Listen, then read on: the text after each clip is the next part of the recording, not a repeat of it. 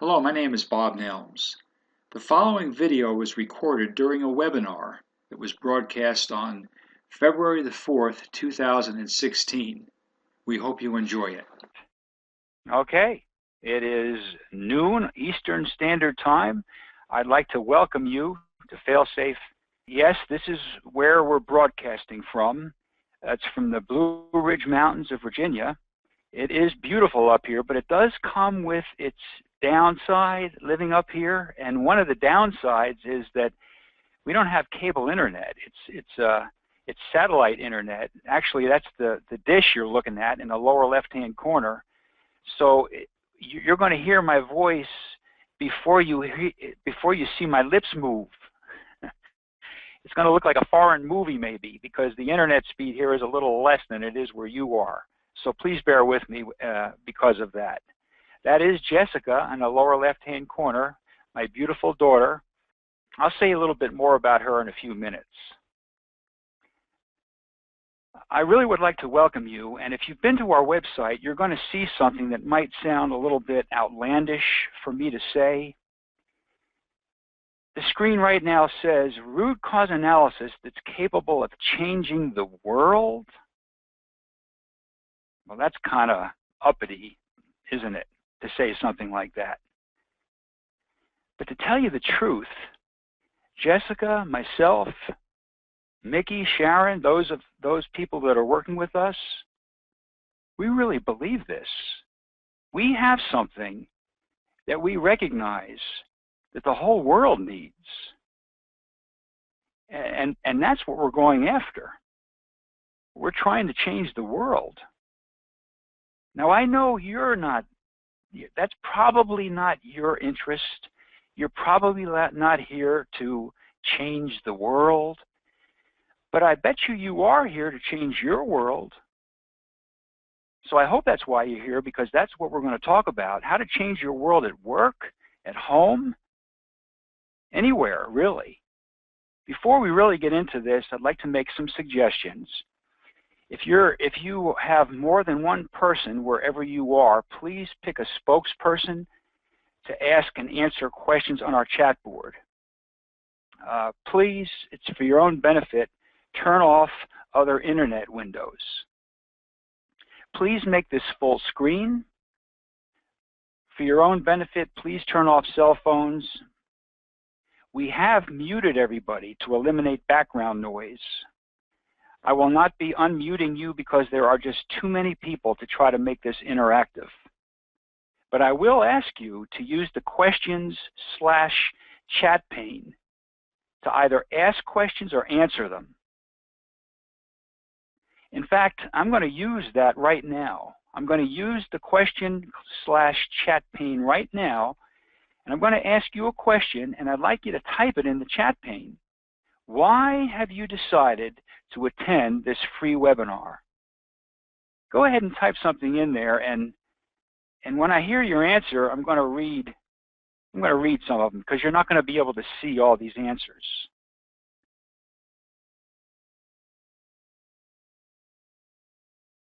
Just curious, here to learn more about latent cause analysis or the latent cause experience.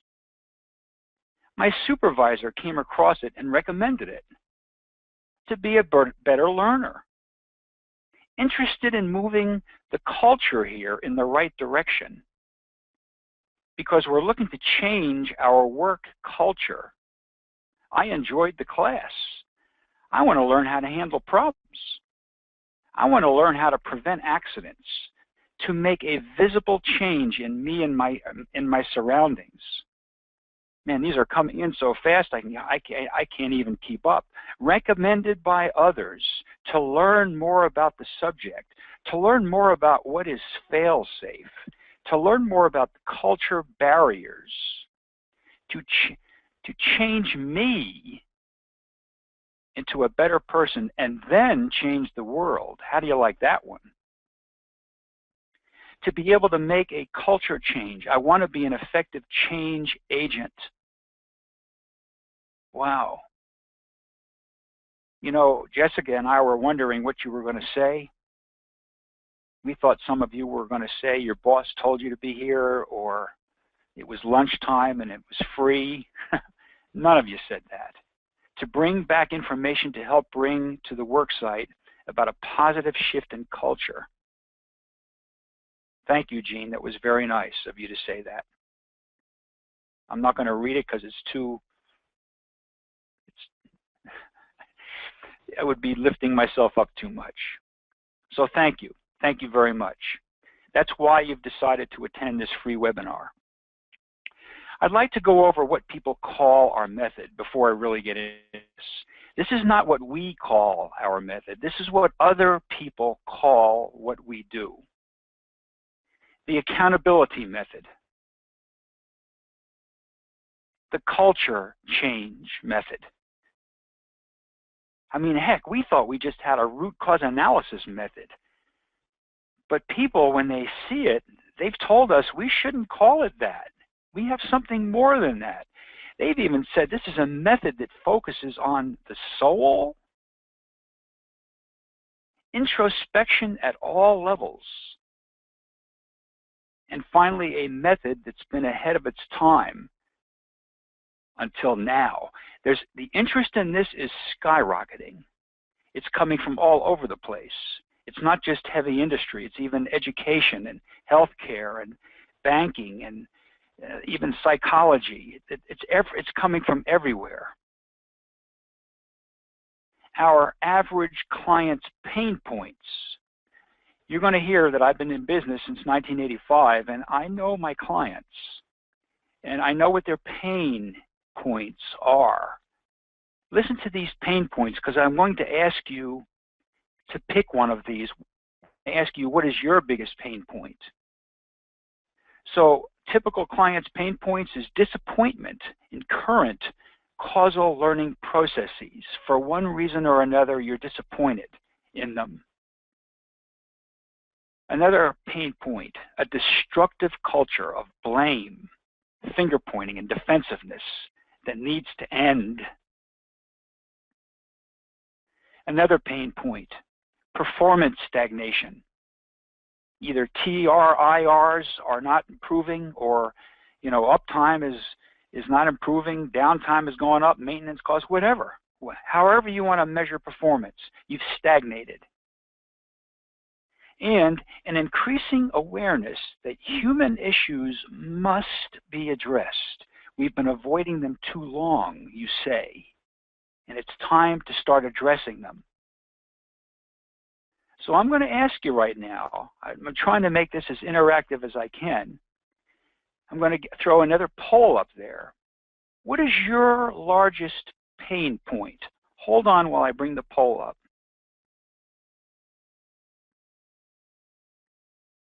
Okay, go ahead and vote, please. From among them, what is your largest pain point? Interesting. I'll wait until 75% of the vote comes in. It already has come in. You're still voting. I'll wait until we get 90% of the vote to come in. We're at 87. Okay, I'm going to close it there, and I want to share what you just said. Isn't this interesting? 36% say that your biggest pain point is an increasing awareness that human issues must be addressed. And then it's in decreasing order here. And then performance stagnation. And then that culture of blame. And then a disappointment in current causal learning processes. Interesting. Thank you. So let's continue. What is our uniqueness? The longer we're in this business, the more we realize that we're a little unique. Boy, I'm going to talk about this one. We use things that go wrong to change culture. In fact, we think if you're changing culture based on anything else than what you've learned from things that go wrong, you're going down the wrong path. We're actually going to use things that go wrong to change culture. And we've learned this. We don't avoid people issues. I'll be honest, I used to. There's some people that have known me on this webinar for a long time, and you know, I used to avoid people issues, but I've learned, that's all that matters. We focus on people issues. Another pain point, another thing that makes us unique is our culture change process bans blame. It bans blame. You will not be allowed to blame if you go down the path we're going to suggest. No one anywhere can blame anyone or thing. However, our culture change process requires introspection. And we have one causal learning process, one that can address any size or type of problem. Heck, I use it on my drone that broke the other day, a personal problem. I use it on my car. You can use it on the Challenger explosion, the Gulf oil spill, or a skinned knuckle. Any size or type of problem, and its focus is on culture change. That's what its focus is. And we have been told by others who have taken other classes that we have the most evidence-driven learning process on the market today. That's what makes us unique. So the agenda this morning is going to be this. The first thing that I'm going to do with you all is I'm going to share my story. That's going to take up the majority of time. When you hear my story, you're going to know why we feel the way we do about this subject. And then I'm going to suggest what you need to do to change your culture. And then I'm going to suggest how we can help you take the next step. Now, I want to tell you right now, this isn't a sales pitch. You will be able to take the next step all by yourself if you want. But we can help you accelerate the speed of it if you want. That's the last thing that I'll talk about. First, my story.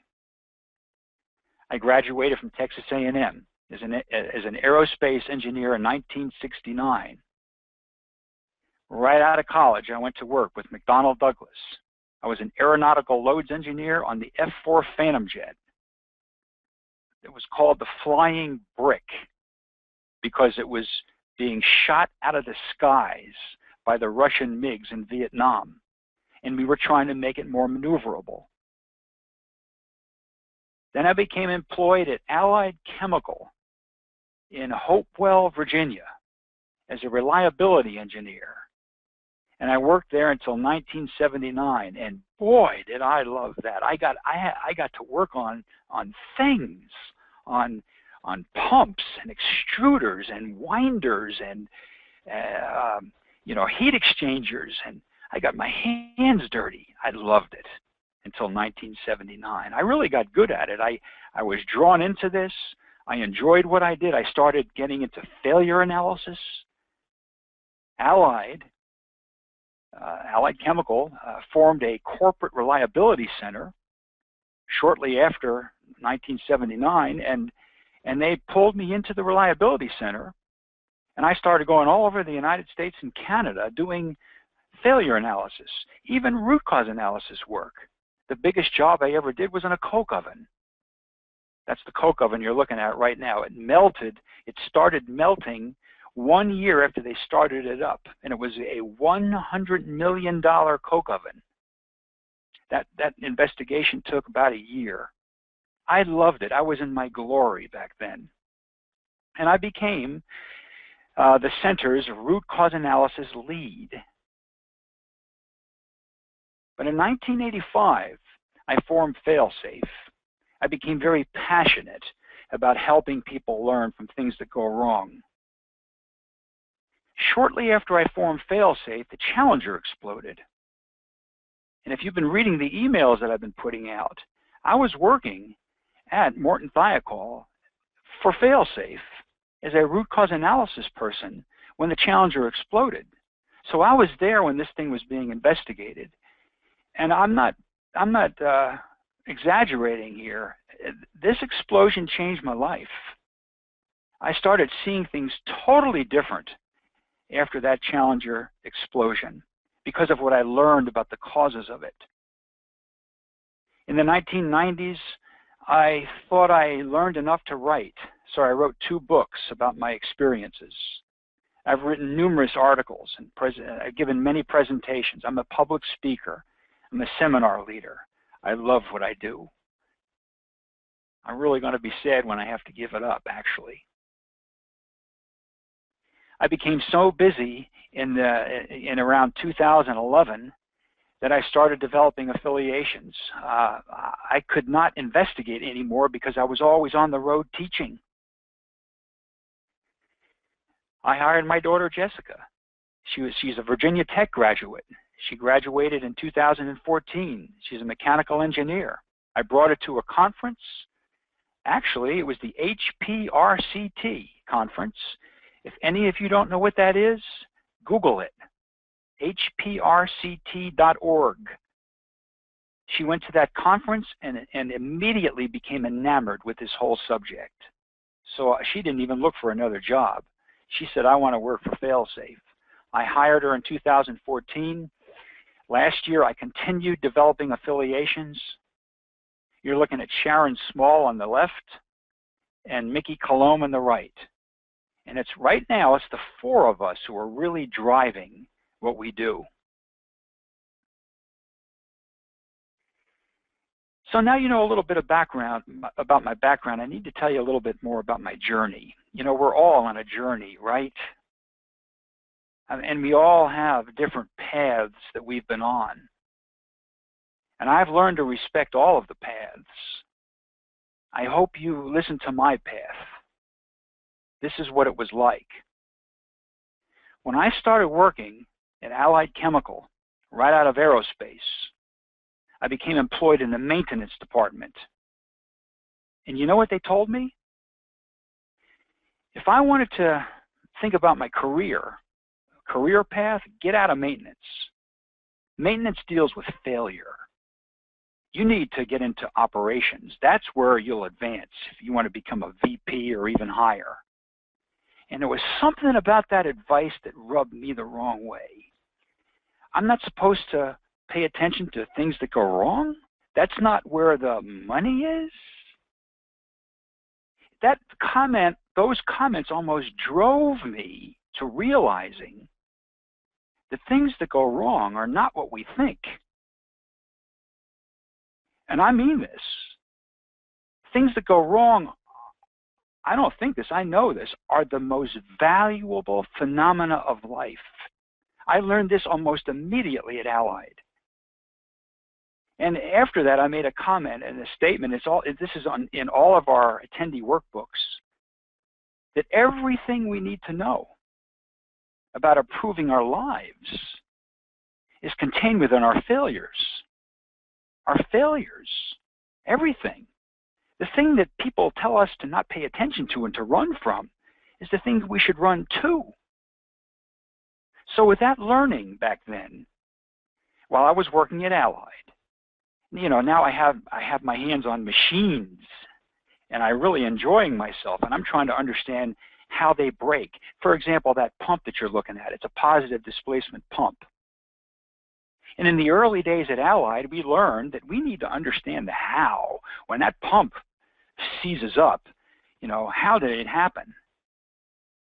And we started developing an evidence-gathering scheme, which has turned into, in 2016, the most prescriptive evidence-based learning process available today. It's based on the 3 Ps: people, physical, and paper.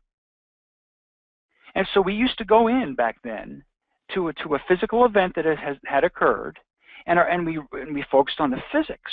How did that pump fail? Well, it seized. Well, how did it seize? Well, the internal parts grew too much and came in contact with the casing. Well, how did that happen? Well, the internal parts overheated. Well, how did that happen? Well, the lubrication was inadequate, and therefore the internal parts overheated and the pump failed. And we dwelled there for years. We thought we were heroes for understanding the physics of things. But you know what happened at Allied? Although that one pump never failed again because we've addressed the physics, other things started happening in other different places. The failure rates weren't decreasing. They were staying steady or even increasing. So I remember sitting around the table saying, what are we going to do?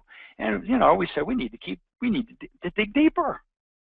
And when we dug deeper, we hit a gold mine. We realized that every single physical event that we'd looked at in that chemical plant, we'd be able to trace its causes back to a human. Everything that went wrong in that chemical plant, we'd be able to trace its causes back to a human. Did you hear that? Everything. Now the words on the screen say, everything that goes wrong in a system created by humans can be traceable back to humans. Dwell on that for a minute. That has to be true. If we've created something, that means it's our responsibility. And if it's our responsibility, if something goes wrong with it, we have to trace it back to us. In the case of the pump, why was there a inadequate lubrication? Because a mechanic put the wrong oil in the pump. He put in there 10W30, and it should have been 5W30. So we dwelled there for a while, and we felt like heroes. The only thing is that when we dwelled there, it turned into the blame game. People started pointing fingers because they realized it's people, and that wasn't good. So we dug a little bit deeper. And here it even got even more interesting. We started realizing that, why did he put 10W30 in there when he should have put 5W30 in there? And then we realized, wait a minute. Everything people do, everything they do. Look at me right now. Look at the screen. Look at my lips moving. Listen to my voice. Look at my hands gesturing. Look at my hand reaching out. Everything we do is caused by that. The actual thoughts that went through our mind at a particular point in time. My thoughts are driving my speech right now. That mechanic put 10W30 in there because his thoughts told him to. In fact, the actual thoughts that went through his mind was this. Oh, the spec says 5W30, but all I got on my cart is 10W30. I'd have to go all the way back to the storeroom. That's a 15-minute walk, 30 minutes round trip to go get the right oil. So I have the 10W30 here. I'll just put the 10W30 in. Those thoughts were the cause of that pump failure. And then we realized, whoa, wait a minute. Now what we need to do is we need to ask, what should that man have thought at that particular point in time? And what we learned is we need to get the right people involved here, probably supervision, maybe some management, some right people to listen to this and say, we have a guy, a maintenance guy who works for us who was actually thinking this.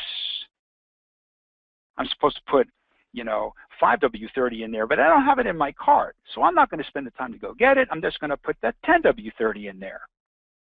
So what should that maintenance guy have thought? And the right people sit around and they come up with an answer. That maintenance man should have thought, well, I'm supposed to put 5W30 in there. That's what the spec is. I've only got 10W30 in the cart. I need to do the right thing. I need to go back to the storehouse and I need to get the 5W30 In fact, I should have had it on the cart before we even came out here. Do you realize what we've just done? Do you realize this simple thing, this process can be applied at home with your children? If they do something they should have done, what actual thoughts were going through their mind? As parents, what thoughts should have gone through their mind? You can do it with any kind of a group at work, with any of your neighbors. It doesn't matter. And as soon as you come up with a difference, actual versus desired, then we're ready to really get into this. Now the right people ask themselves, what is it about the way we are that accounts for the gap? What is it about the way we are that accounts for the gap? And if there's no answer to that, you're doomed, because there's no hope. You see how simple this is? You see how you can use this everywhere?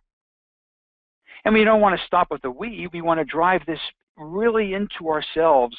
What is it about the way I am that's part of the we?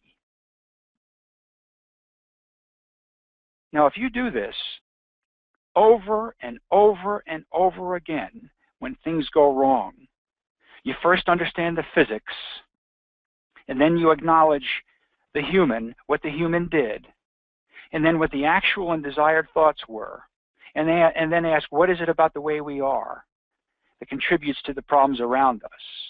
You ask that over and over again, and I'm going to tell you what's going to happen. There is going to be a conviction about the way you are that has to change. And then you're going to drive into, and what are we going to do about it? Because you're going to want to do something about it, because you're going to have a conviction. You see how simple this is?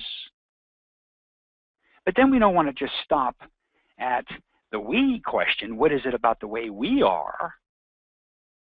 We want to drive it into the I.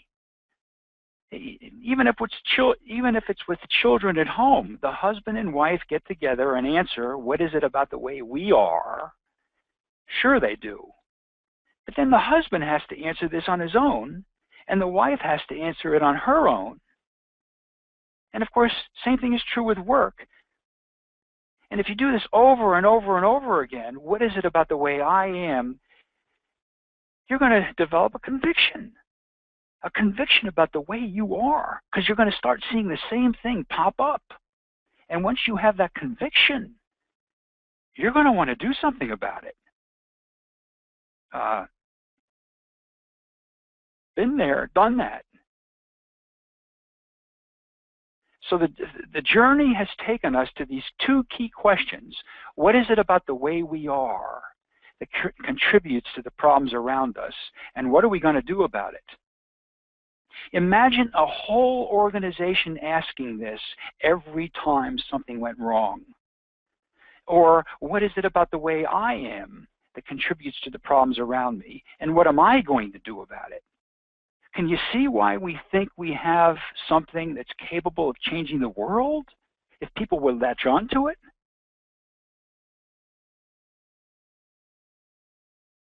Now, of course, we ran into an obstacle with all of this a while ago, and the obstacle is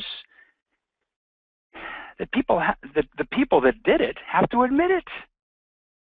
This isn't something that you can do without people fessing up.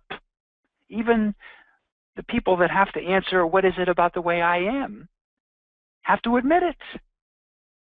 And that can lead to the blame game. In fact, it does lead to the blame game if you don't have the rules set up properly. So the eureka to this came, 5, 6, 7 years ago.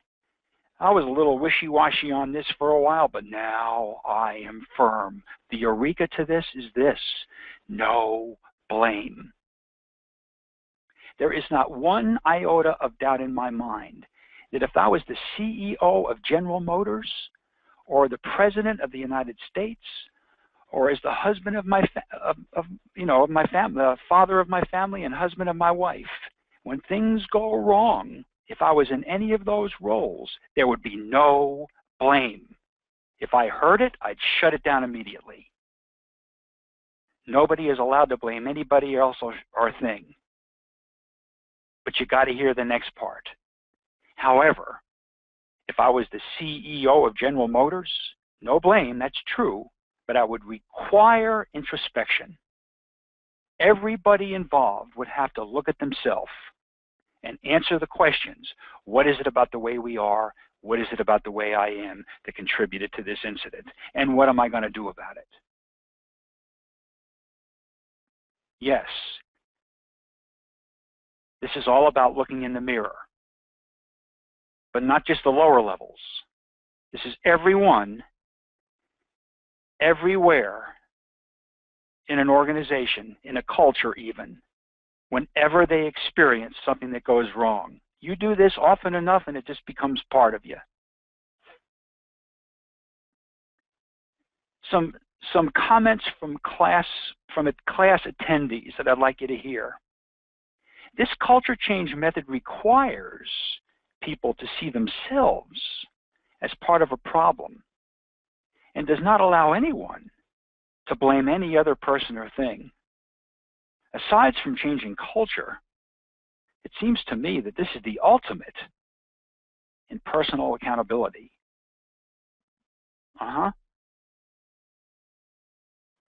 Another class quote.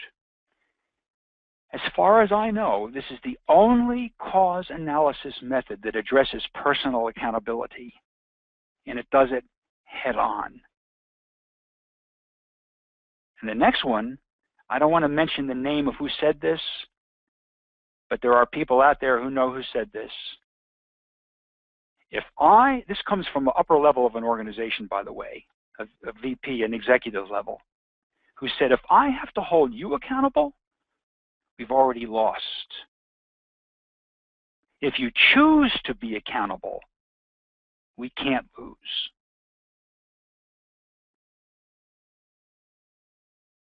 So my story, the summary of my story, is that as a relatively young man, I learned, and I don't know how or why. Well, I do know how or why. Life, with a capital L, taught me this. Things that go wrong are not what we think.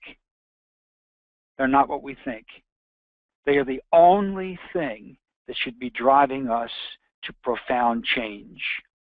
So we developed a process, an intensely evidence-driven process that requires introspection when things go wrong.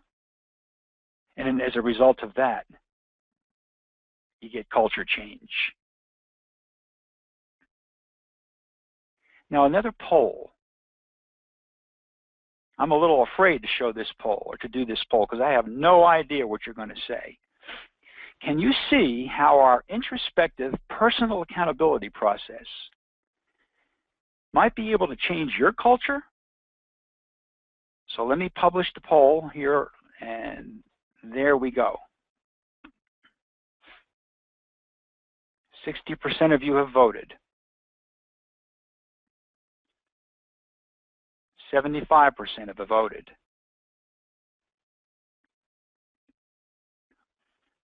%80 have voted. I'm going to close the poll, and I'm going to publish the answer. And here it is. 42% yes, absolutely. 32% yes, I'm beginning to see the potential of this. 19%, I have some doubts. 6%, I don't think this is going to work. 1%, no way, never. You have to be kidding. Hang in there a little bit. But I want to say something to you right now. Whoever said that, no, I am not kidding.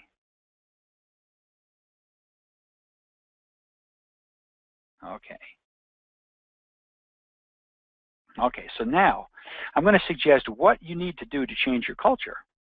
Not how to do it, but what you need to do. So if everything that goes wrong can be traced back to things people do or don't do, by the way, if you don't agree with that, if you don't believe that, look around you right now. Really, look up. Look up and look around your office or wherever it is that you're sitting. Everything that's there, everything that you see is there because of people. Everything. So everything that goes right is there because it goes right because of people, and everything that goes wrong because of people. We have to know that. So if everything that goes wrong can be traced back to things people do or don't do, and if everything we do or don't do is caused by the way we are, does anybody doubt that? Everything I do is caused by the way I am, I admit it. Then wouldn't it be nice to learn what is it about the way we are that causes problems before a major incident? Do we have to wait for the big one? Wouldn't it be nice if everyone, everywhere, at all levels would be asking, what is it about the way we are, the way I am, that causes problems? So what do you need to do to change your culture? Well, it's kind of easy. It's actually even simple. You just have everyone at all levels answering, what is it about the way I am that contributes to the problems around me, and what am I going to do about it? Every time something goes wrong. Imagine what might happen if this happened. Now, I got to tell you a little story here about something that happened to me about 5 or 10 years ago. We were doing a lot of training in a refinery on the East Coast. I'll tell you where it was. It was in Philadelphia. And a lot of people went through a 4-day class that we put on up there.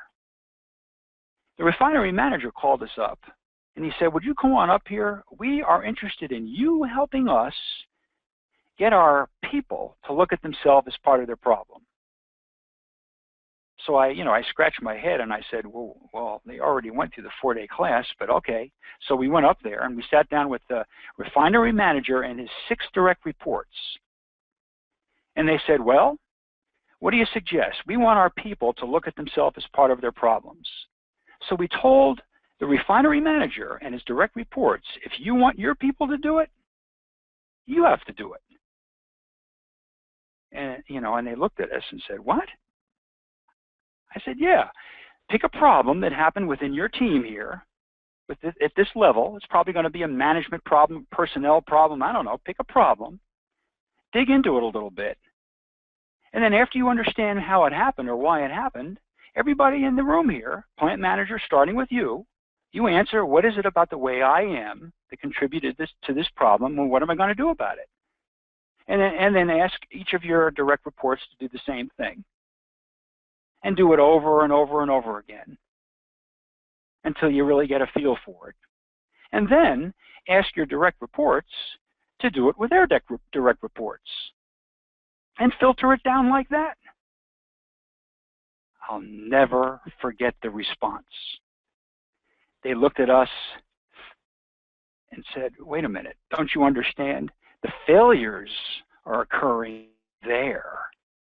That's where the problem is. They need to be the ones that look at themselves as part of the problems, not us. And I was with the guy that was with me was a really big guy, and he got really red. I thought he was going to have a stroke. He said, you're almost shaking. You want them to do it, and you're not willing to do it first? What do you need to do to change your culture? Just ask the question, what is it about the way I am that contributed to this problem at your own level, and try to drive it down and up? It's simple. But we have a formal process for doing this. We call a latent cause analysis. I'm not going to get into how to do a latent cause analysis here, but I want to drive home the point here. This is a cover page for a template that we use.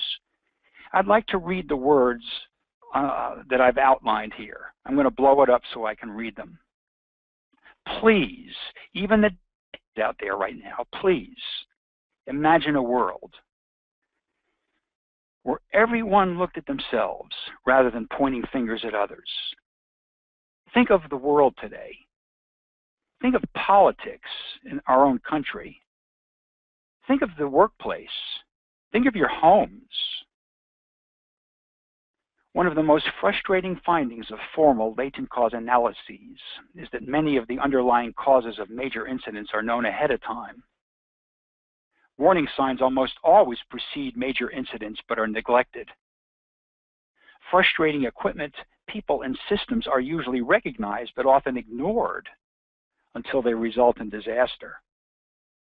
But it's people that ignore and neglect these problems. In the limit, people cause problems. All people. I do. Jessica does. My wife does. And every one of you do. We either do things we should not have done or neglect to do things we should have done. And although most people easily see these qualities in other people, it is rare to find individuals who can see their own role in things that go wrong. Almost every one of you out there theoretically and conceptually agrees that we shouldn't blame. I do. We shouldn't blame.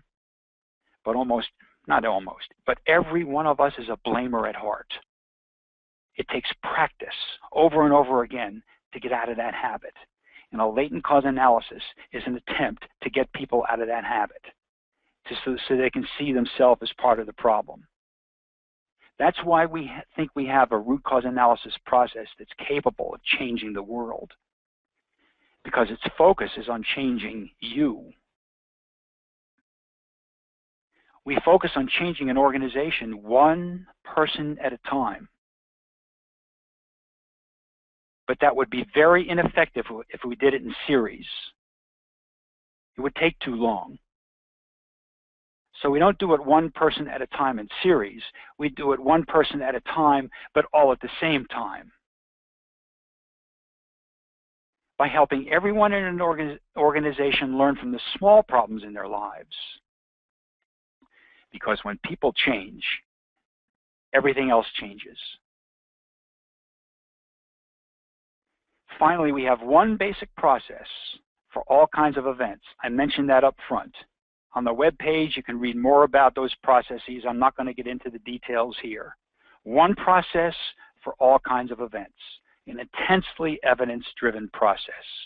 What are people saying about this? This comes from the last two classes that we taught. These are fresh, brand new, and typical. I wish more employees from my facility could have attended to make it easier to implement to 300 employees. I wish everybody could be open-minded enough and willing enough to give the latent cause experience a genuine fighting chance. Only then will true transformation occur. I wish we had been exposed to this process years earlier. I like the content of the program. I also believe it has the potential to change the culture. I like that I came in here with a notion of what I thought I was getting into, and I was completely surprised. We hear that all the time. I wish my company would take this process and use it for safety, loss generation, and culture, ultimately eliminating the three processes we have now. I thoroughly enjoyed the class. It was some of the best training I've ever taken. I hope we get to apply the training. I wish to send my 4 supervisors to the training in 2016. I like the way an LCA opened my eyes to see myself as part of the problem, instead of always searching for the root of the problem in other areas. I wish all of the company had a chance to go through this class. I like the thing, this is a great one here. I like the things this class brought out of me that I need to work on. I may be part of the problem, 3 exclamation points. I wish upper management would experience this opportunity to change by going through the class. I like the opportunity to participate in the genesis of the LCA process at my company. This is a process that is most reasonable and simple to do. The simplicity of it makes it something that anyone can use. I wish that senior leadership, directors, managers could attend an LCA or maybe a short version of it to have a better understanding of the concept. I wish upper management would attend. This was the best training I have been fortunate enough to attend. You do an excellent job presenting the class. And this is the last one here. I wish my managers could attend. I wish I had the opportunity to learn this earlier in my career. I wish executives had seen or gone through the introduction to understand the process to promote implementation. I like being able to investigate an event without worrying someone will be directly blamed. I like that all involved are held accountable, not by management, but by themselves. I wish all senior management completes this training ASAP.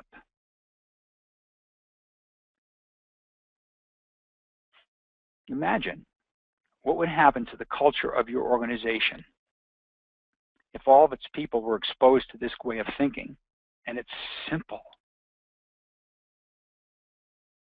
So the last thing I'm going to get into in the remaining moments here is I'm going to suggest how we can help you take the next step. How to get everyone in your organization at all levels to answer, what is it about the way I am that contributes to the problems around me, and what am I going to do about it every time something goes wrong? And here's the answer. You can either start the path by yourself. This is not rocket science. Whatever you are, whatever peer group you're in, get your boss involved. You got to do that. Get a problem that happened within your work group. Understand how it happened. And then everybody state what their role was. What is it about the way I am that contributed to this, and what am I willing to do about it? Do it over and over and over again, and then drive it down. See what happens. That's the easiest, most cost-effective way to do this. Just do it. So you can either do it yourself, or if you want to jumpstart it, it took a long time to develop the plan that we have. In fact, it took 30 years to perfect the plan on how to get everyone to look at themselves. So we have a plan. You can experience our plan by either bringing us on site. Some of you have been through the on-site sessions and you know exactly what happens when you bring this on site, or by attending our webinar series. Now let me say a little bit about the on-site, just a little. We got something that is so powerful. We don't want this to come across like a sales pitch, but we want you to know it exists, okay? If you get a cross-section of your organization, anywhere between 12 and 45 people, if you get them together for 4 days, I'm telling you, you can't go through that 4-day session without walking out changed. Some people, it's dramatic, it's a total flip-flop. They come in one way, they walk out totally changed. Other people, it makes a small dent. I admit that. But no one comes out of that class without having changed in terms of getting everyone to look at themselves. It's a 4-day experience, like I said. It is costly. The average invoice for is $25,000. That includes everything for up to 30 attendees. Now, in these days of low oil prices, there aren't a whole lot of our normal clients who are doing this, which was a blessing to us because our seminar business from the normal clients kind of dried up and it forced us out. It forced us out to consider new things. And one of the things that we considered is this. We've developed a series of 3 webinars that covers the exact same material as we cover in the 4-day class. I just continue to shake my head whenever I think of this. This is by far the lowest cost, highest value service that we have ever offered. It's the same material. It's even interactive. Nobody has to travel. You can sit in your pajamas if you do this at home. And I'd like to go into what each one of these is just a little bit. Again, it's 3 series of webinars. Webinar series number 1, learn specifically how to change your culture by doing or with latent cause analysis. Webinar series number 1 is comprised of 3 webinars. The first webinar it gets into the details of just what is latent cause analysis. That takes 2 hours. And then that's done, by the way, that's done on a Monday morning. On a Monday afternoon, we come back and we get into how you could have caused the Challenger explosion. This breaks everybody's shell. You go in there thinking, you know, it's the blame game, and you walk out of there knowing that if you don't change the way you are, you're going to be sitting in that seat one day, having caused the death of somebody. And then on a Tuesday morning, we come back one more time and we get into how to ingrain an introspective, blame-free attitude within your the whole organization with LCA. It's 5 hours. The cost of that webinar series is $450 for as many people as you can fit into a room. If you get 10 people in a room, that's $45 a person. I hope you consider this. Webinar series number 2, we get into how to gather evidence. How to gather evidence in a way to change people forever. The way you change people is to show them the evidence. When they see the evidence, they're changed. You don't believe that? Come to the webinar. That's a vital part of the LCA process. It's a series of 3 webinars. It's another $450. I won't get into the details because what you should do is start with series 1. Webinar series number 3, how to assure profound change occurs as a result of your evidence gathering efforts.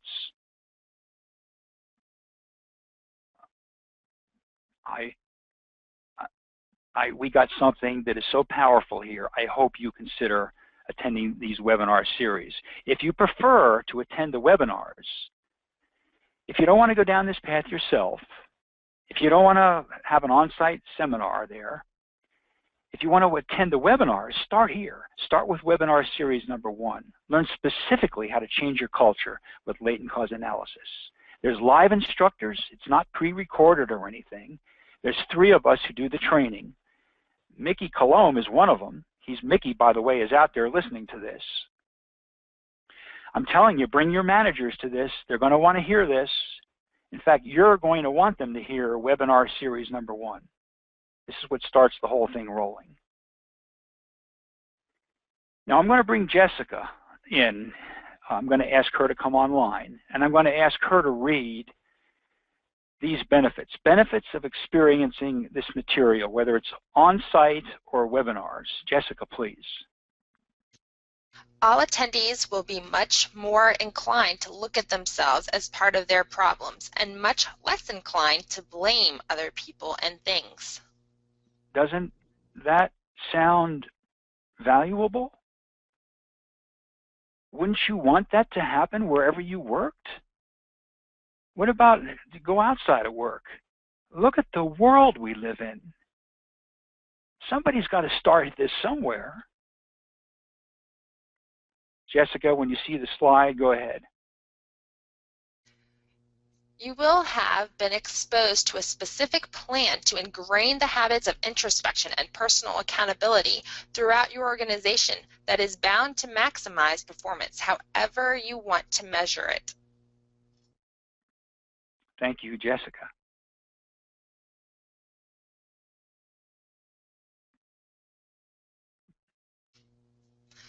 You will have gained evidence gathering skills that you can apply to any problem anywhere. I am an experienced investigator. That's all I've done professionally. I feel 100% confident investigating any tragedy, disaster, explosion, whatever. I apply the same skills to understanding why something happened at home. This will help you in life. When you see it, Jessica, the next one.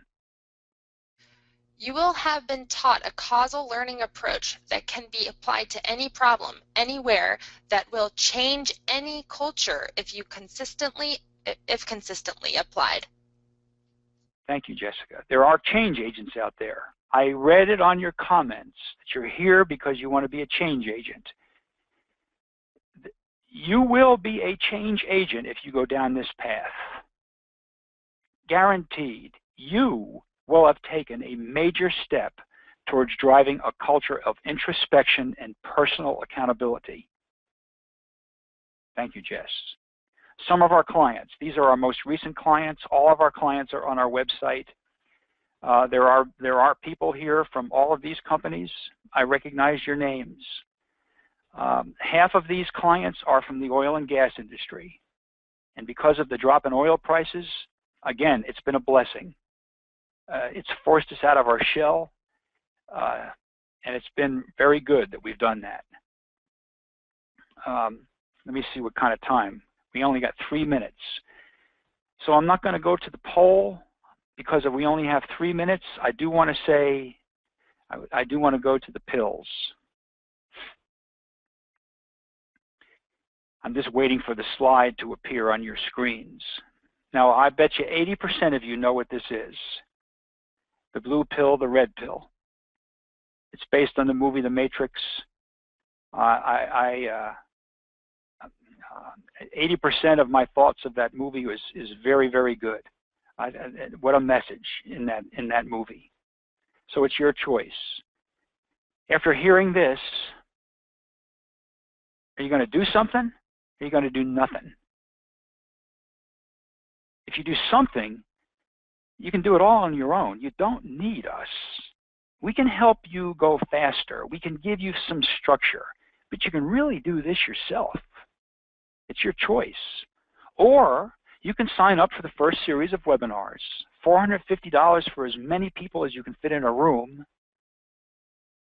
Or you can arrange for an on-site experience, which will, it's almost like warp speed, put you down the right path. Or you can choose the blue pill and you can do nothing. Are you tired of the rat race? Are you tired of being on the merry-go-round? You want to make a difference?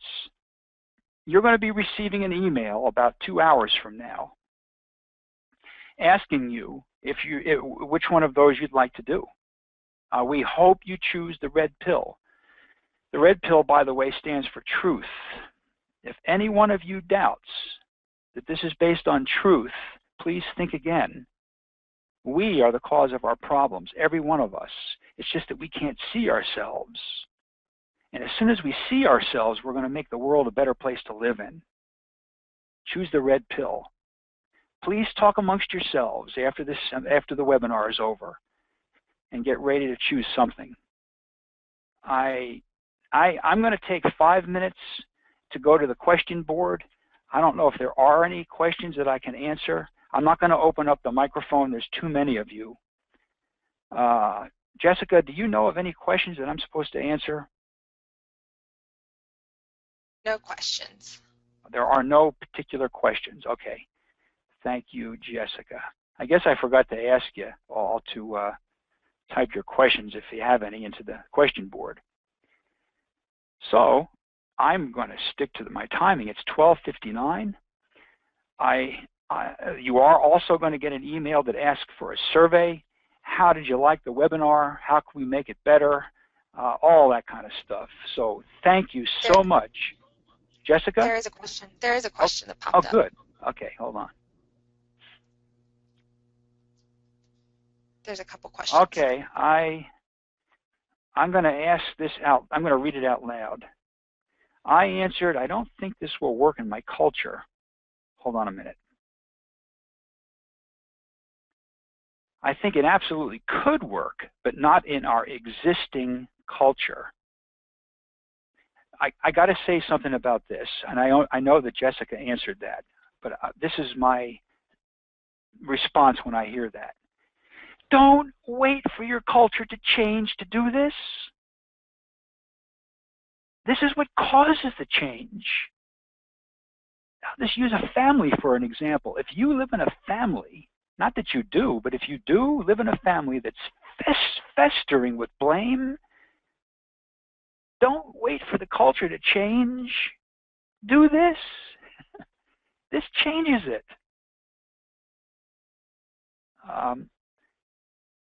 When you have a union, is it the same process? Absolutely. The union loves this. They don't mind looking at themselves as part of the problem.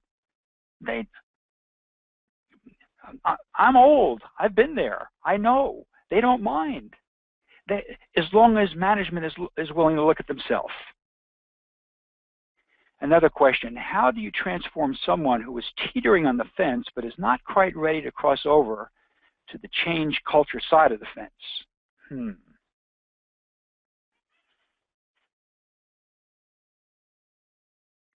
I don't know, Suzanne. I don't know how to answer you. I don't know except for how do you change your child? I know we're not working with children, but it's the same answer. You love them. You work with them.